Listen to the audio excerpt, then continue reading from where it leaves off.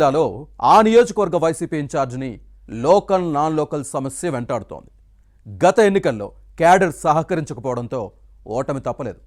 నియోజకవర్గ విస్తృత సమావేశానికి ముఖ్య నేతలు గైర్హాజరవడంతో పరాజయం పాలైన ప్లేస్ తనకు సేఫ్ జోన్ కాదని భావిస్తున్నారు. గతంలో ప్రాతినిధ్యం వహించిన స్థానానికే వెళ్లాలనే ప్రయత్నంలో ఉన్న ఆ నేత ఎవరు? ఏ నియోజకవర్గంలో ఈ పరిస్థితి ఉంది? For more details watch this inside story.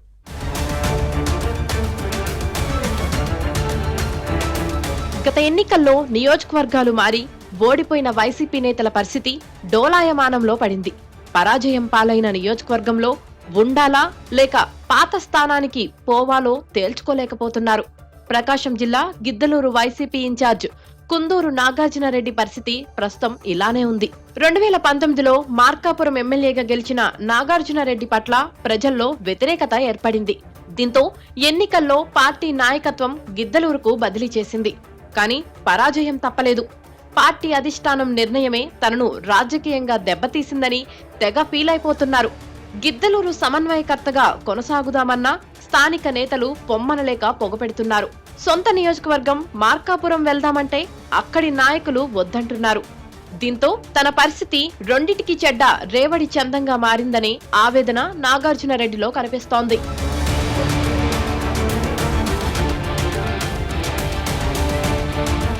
ప్రకాశం జిల్లా పాలిటిక్స్ సీనియర్ లీడర్, మార్కాపురం మాజీ ఎమ్మెల్యే కేపీ కొండారెడ్డి వారసుడి తనయుడు కుందూరు నాగార్జునరెడ్డి రాజకీయాల్లో అడుగుపెట్టారు. 2019 ఎన్నికల ముందు వైసీపీ కండువా కప్పుకున్నారు.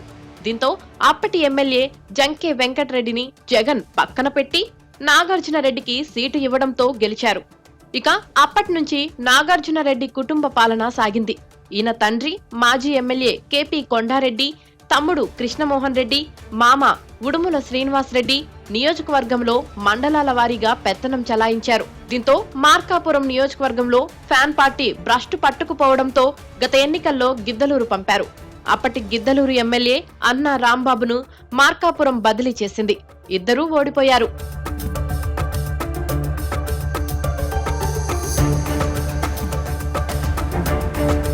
అప్పట్లో గిద్దలూరు టికెట్ను లోకల్ లీడర్కు ఇవ్వాలన్న డిమాండ్ వచ్చింది. కానీ పార్టీ నాయకత్వం పట్టించుకోకుండా నాగార్జునరెడ్డికి సీటు ఇవ్వడంతో స్థానిక నేతలు అలక వహించి సహకరించలేదు. ఇప్పటికీ అదే పరిస్థితి కొనసాగుతోంది. లోకల్ నాన్ లోకల్ అనే ఫీలింగ్ ఉంది. దీంతో గిద్దలూరు క్యాడర్ 2 వర్గాలుగా చీలిపోయింది. ఇటీవల నిర్వహించిన నియోజకవర్గ వైసీపీ సమావేశానికి పార్టీ ముఖ్య నేతలతో పాటు పలువురు జడ్పీటీసీలు, ఎంపీపీలు డుమ్మా కొట్టారు.